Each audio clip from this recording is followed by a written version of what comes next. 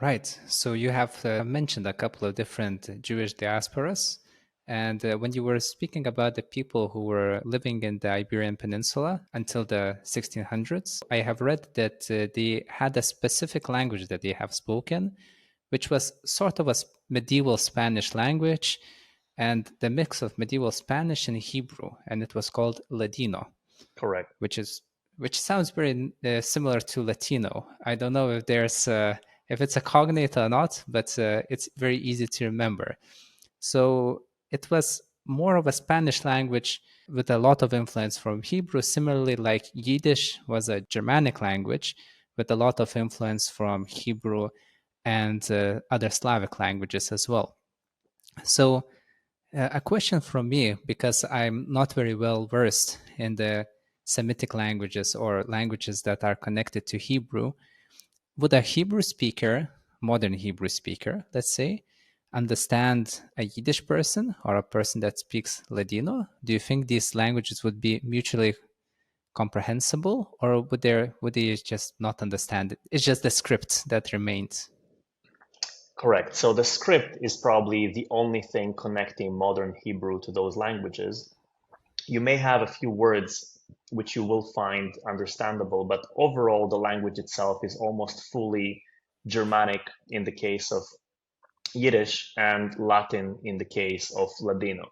So, actually, in the process of obtaining a Portuguese citizenship as a Sephardic Jew, you would normally have to prove some document belonging to your family existing, which was written in Ladino.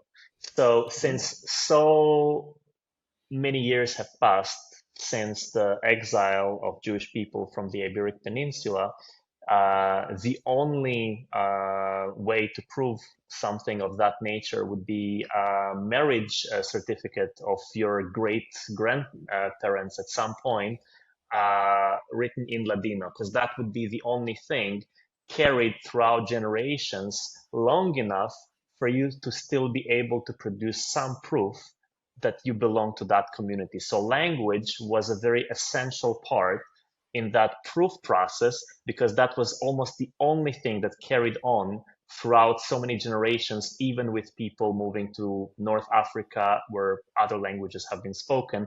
Within the community itself, for a very long time, the original language that Jewish people in the Iberic Peninsula used have been kept. In terms of modern Hebrew speakers understanding ancient Hebrew languages, this is even a challenge when it comes to the Bible script itself. So even though most Jewish schools in Israel are completely secular and non-religious, the Bible as a very big part of the culture of the nation itself is still a mandatory subject at school, but taught from a secular point of view. So while reading those ancient scripts, you would kind of have a feeling like you understand about 50 to 60% of it, yet still would need transcription and sort of translation into modern Hebrew for you to get a full grasp of the written word in each Bible paragraph you would be reading.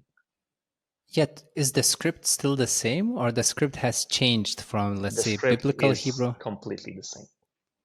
Completely the same. It has remained as it was. Wow. The Okay. alphabet is, yes. Oh, that's pretty amazing. That feels a little bit like the story about the Arabic scripts, which has changed over time, but not as much, so it would not be comprehensible, at least in reading. Although the actually similar to Greek in some ways. You might read an ancient Greek text, although the meaning would be lost probably. Like how the words were put together, they would sound very odd for a modern Greek speaker, and some of the words have changed meanings as well over time. So you would feel like that word doesn't belong in the sentence. Like, what does it mean? What should it mean? So when you're speaking about the transcription from biblical or ancient Hebrew to the modern one, probably it's a similar situation there as well, from what I understand. Definitely. And you would have a lot of expressions, which would be expressions used in biblical times, which would not be used in a day-to-day modern Hebrew language, but we would borrow from it to basically elevate our language in uh, occurrences when you're writing something in depth or want to express yourself in a more higher kind of literate way. And you have mentioned that, at least for the Ladino speakers, the ancient Ladino speakers, language is super important because even in the current day, that's the only way to show your heritage. But in general, for a different kind of Jewish people, is language a very important part of their heritage, or is it something more like functional? Are people very connected to the language they speak, or it's just like some kind of a tool that you use? I think the revivement of the Hebrew language has really been put forward by the creation of the State of Israel. So it was a dying language beforehand, which was completely recreated with the notion of we need a language to unify us as people. And there have been deliberations whether the state should be speaking the Ashkenazi Jewish language, which is Yiddish, or Hebrew. And by a slight number of votes, Hebrew was chosen. And in a way, it does bring you back to the ancient times where the Jewish people were united. And it creates the same notion with basically a country of immigrants connecting everyone under the same cultural heritage, which begins with the language itself.